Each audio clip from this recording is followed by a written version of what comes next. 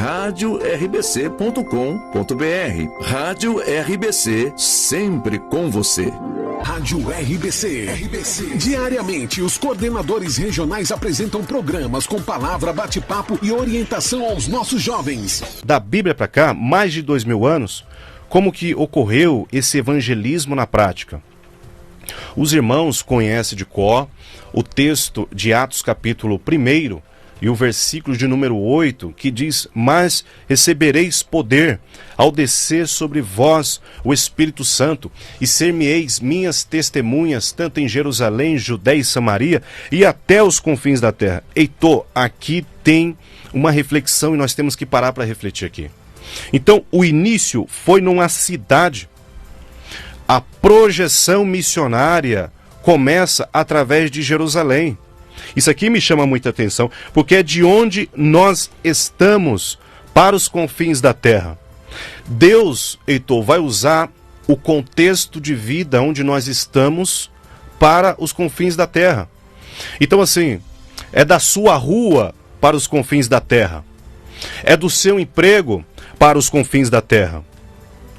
Então, os irmãos têm que se atentar a isso, porque as pessoas querem ser enviadas para a África já de imediato, e tem pessoas ao redor de casa que estão precisando receber uma palavra do Evangelho.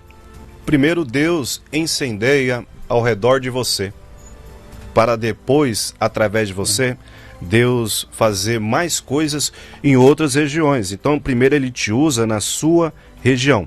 Se nós voltarmos para meditar nessa palavra ídito, essa palavra é maravilhosa. Deveria ter uma camisa assim com o nome id. É uma palavra muito forte, imperativa de Jesus sobre missões. Quando o cristão ele cumpre essa palavra de Jesus, id, o que esse cristão se torna? Ele se torna um cristão apostólico. O que é um cristão apostólico? Um cristão apostólico é a igreja que se move, é a igreja, meus amados e queridos irmãos, que decola, se precisar vai de avião, se move, sai para a rua, atinge povos, atinge línguas, atinge etnias. Então, assim, um cristão apostólico é um cristão que está sempre em movimento. Alguém aí que talvez, nós temos aí sempre alguém que estuda menos ou mais, e alguém que estuda um pouquinho mais deve estar aí falando assim, talvez se questionando: Wagner, mas essa palavra missões ou missionário, ela não consta nos originais. Sim, ela não consta porque é um termo pedagógico que nós usamos só para a gente entender aquela função que é bíblica. Por exemplo, a palavra onipotente, onipresente, onisciente, trindade, essas são palavras que não aparecem na Bíblia. São termos pedagógicos para a gente entender a função. Da mesma forma, missões ou missionário. Uma coisa, Heitor, eu estava refletindo aqui, em Efésios capítulo 4 e o versículo de número 11, vai mostrar algumas funções ali. Uns para apóstolos, outros para profetas, outros para evangelistas, outros para pastores, e Deus deu outros para mestres ou doutores, dependendo da sua tradução. Então, nós vemos que o missionário dentro dessas funções, ele é o apóstolo. Nós usamos o termo apóstolo, é a mesma função. Mas alguém deve estar perguntando assim: irmão, vai, mas espera aí. Tudo bem, mas no meio desses 5 ministérios também tem um evangelista. Então qual que é a diferença do missionário para o evangelista? Eu quero falar para os irmãos que estão nos ouvindo aqui que os dois cumprem o id de Jesus, mas tem uma pequena diferença. Então, Heitor, um exemplo, quando numa rua, o evangelista ele vê uma rua de perdidos. O que se passa na cabeça do evangelista? Eu preciso anunciar Jesus. O evangelista ele tem uma boa oratória, ele se preocupa que aquelas pessoas ouçam a respeito de Jesus. É aquele homem que abre a Bíblia nas praças e fala de Jesus. Isso é o evangelista. Ele quer ganhar as pessoas para Cristo. Agora o missionário, ele faz isso, só que com uma diferença a mais. O missionário, nesse exemplo, ele olha para essa rua de perdidos e ele se questiona: por que não tem uma igreja aqui nessa rua? Então, o missionário, ele é plantador. Ele, além de fazer o id evangelizando, ele quer que a igreja tenha uma base missionária naquele lugar. Então, assim, você que está nos ouvindo, eu quero que essa palavra, pela ajuda do Espírito Santo, venha fazer você compreender o seu chamado. Essa palavra está ardendo, incendiando o seu coração. E às vezes o missionário, Heitor, ele não tem essa eloquência do evangelista. O missionário, ele tem uma facilidade de ganhar almas e plantar uma igreja ali. E às vezes ele consegue uma igreja inicial com 3 membros. Passa daqui a alguns anos, essa igreja está gigantesca. Igual aqui a Assembleia de Deus Ministério do Belém, o missionário Daniel Berger, ele não tinha essa eloquência toda. E ele fundou essa igreja aqui, Daniel Berger, aqui em São Paulo. Ele chegou no Brasil 19 de novembro de 1910 e chegou em São Paulo em 1927 e fundou a Assembleia de Deus aqui no Belém. E ele não tinha essa eloquência, mas olha o tamanho dessa igreja. Esse é o missionário, Heitor. Esse é o missionário. Então, nós vemos 2 coisas importantes, né? O evangelista e o missionário. E são 2 coisas importantes que precisa existir. E nessa noite, qual que é o seu chamado? Você é um evangelista? Você é um missionário? O seu coração arde por alguma coisa na obra do Senhor. O seu coração tem que arder, porque se não está ardendo, está acontecendo alguma coisa. Então, meus irmãos, os irmãos estão percebendo que foi Deus que preparou esse assunto para nós aqui essa noite. Estamos na direção de Deus, através de uma extensão de uma igreja que não quis ficar ali acomodada, estendeu o culto para um lar e Deus batizou um jovem com o Espírito Santo, salvou outro. Então assim, mas o missionário, Heitor, quando ele quer um pouco mais longe, ele tem que ter uma preparação. Por isso que o curso teológico, lá no meu caso é o CETAD, no seu caso aqui é a FAESP. Graças a Deus nós temos a aula de missiologia, essa matéria, essa disciplina. E estamos convidando os irmãos para mergulharem. Leia, irmãos, grandes biografias. Logo mais eu vou citar o nome de alguns homens missionários que fizeram a diferença. Mas a preparação do missionário funciona assim, meus irmãos. Antes de você ser enviado para o campo missionário, você deve ter a certeza que você passou por uma experiência profunda de conversão. Porque se você não tiver essa certeza dessa experiência profunda de conversão, você vai sair frustrado do campo missionário. Eu quero falar uma história rapidamente. O Heitor, eu gosto desse missionário já falecido. Sempre comento com o Heitor, a gente sempre conversa no WhatsApp. T.L. Osborne, já falecido, ele conta, Heitor, quando ele foi enviado para a África a primeira vez, ele só foi com a teoria. Não tinha poder, sem vida de oração, achou legal, sentiu no coração e foi, sem preparação. Quando ele chegou lá na África, Heitor, tinha os africanos, só que eles eram da religião muçulmana, do Islã. Então o T.L. Osborne, Heitor, ele pegava a Bíblia e abria a Bíblia e falava assim para os muçulmanos: aqui é a palavra de Deus. Aí os muçulmanos do outro lado pegavam o Corão e falavam: não, a palavra de Deus é a minha. E ficou nesse debate. E ele saiu frustrado.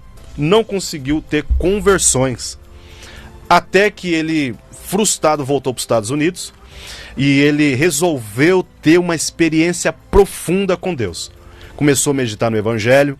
Começou a perceber que na Bíblia há promessas também que você buscando, você recebe no seu ministério. Se você for missionário, tiver uma chamada assim, sinais e maravilhas e prodígios.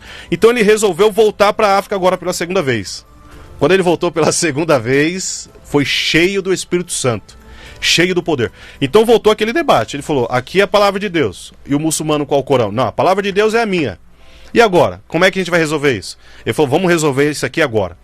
Se aqui é a palavra de Deus, traga todos os doentes aqui agora. Ele colocou as mãos, os doentes começaram a ser curados, uma perna literalmente começou a crescer, pessoa cega começou a enxergar. E os africanos é assim: se eles verem um poder maior do que aqueles que eles estão servindo, eles se rendem na hora. Aí ele falou: não, agora eu vou ficar mais tempo aqui. Aí começou a fazer tradução de livros para eles. Então assim, meus irmãos, o apelo que eu faço nesse momento, para passar a palavra para o Heitor nesse momento, é o seguinte: se você tem certeza que você foi chamado para o campo missionário, comece a orar e jejuar e buscar a Deus, buscando dons de curar, operações de maravilhas. para que quando você pregar o evangelho, o Espírito Santo confirme com sinais naquele lugar que esteja realmente precisando. Não é verdade, Heitor? O evangelismo, o evangelista, o missionário, ele não precisa tão somente de ter a vontade de querer ir, mas precisa do preparo.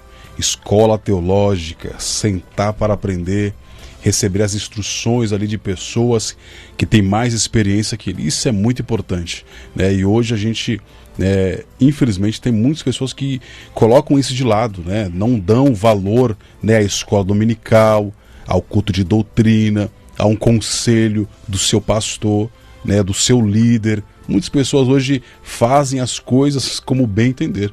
E a gente precisa, né, pastor Wagner, Sim. de conselhos, precisa de ajuda, de conselho pastoral. Isso é muito bom, irmãos. Isso tem um peso terrível. Isso é de grande valia para a nossa vida. Você tem um pastor, você tem um amigo que pode te aconselhar em algo. Primeiro, você está concedendo, você está dizendo ali para o seu pastor que você tem respeito a ele, a sua vida, o seu ministério, e você está ali sendo guiado por um homem de Deus, pelo servo de Deus, pelo seu guia, pelo seu pastor, pelo seu amigo. Tá bom? Nós iremos tocar mais um hino, pastor. Meu amigo Igor, sonoplasta, coloque mais um hino, esse que já está no gatilho, por favor.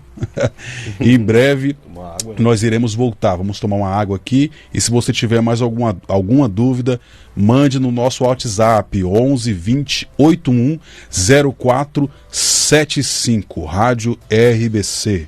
Sempre com você. Glória a Deus. Em nome de Jesus. Pastor Wagner? Sim, Heitor, a Comissão Internacional de Missões, nos anos 90, disse que o Brasil não é mais considerado campo missionário. O que eles querem dizer com isso? Não precisa enviar mais missionários de lá para cá. Agora a responsabilidade é nossa. Agora é nós que temos que exportar missionários para o mundo. Então, assim, agora a responsabilidade está nos nossos ombros. Qual é a desculpa deles para fazer isso? Fala assim que nós já temos uma cultura evangélica sustentável. O que é uma cultura evangélica sustentável? A igreja brasileira hoje, ela já tem uma logística. Ela movimenta bilhões. Então, assim, você vê, Heitor, a igreja evangélica brasileira tem escolas. Então, a igreja evangélica brasileira já é autossustentável. Só que tudo isso tem um problema, né, Heitor? Estamos se aproximando do fim ali, mas nós temos um problema. Isso aqui é uma reflexão boa para a gente tomar cuidado com o esfriamento. Porque todos os missionários que foram enviados para cá, Heitor, de fora, os países deles estavam incendiados pelo poder de Deus, mas os ingleses começaram a se esfriar. Deus deu tantas bênçãos, prosperidades para eles, e eles começaram a se esfriar. A igreja americana começou a se esfriar também. Só para os irmãos terem ideia, em 1557, os franceses enviaram missionários para cá. E a França hoje, o evangelho é extremamente fraco.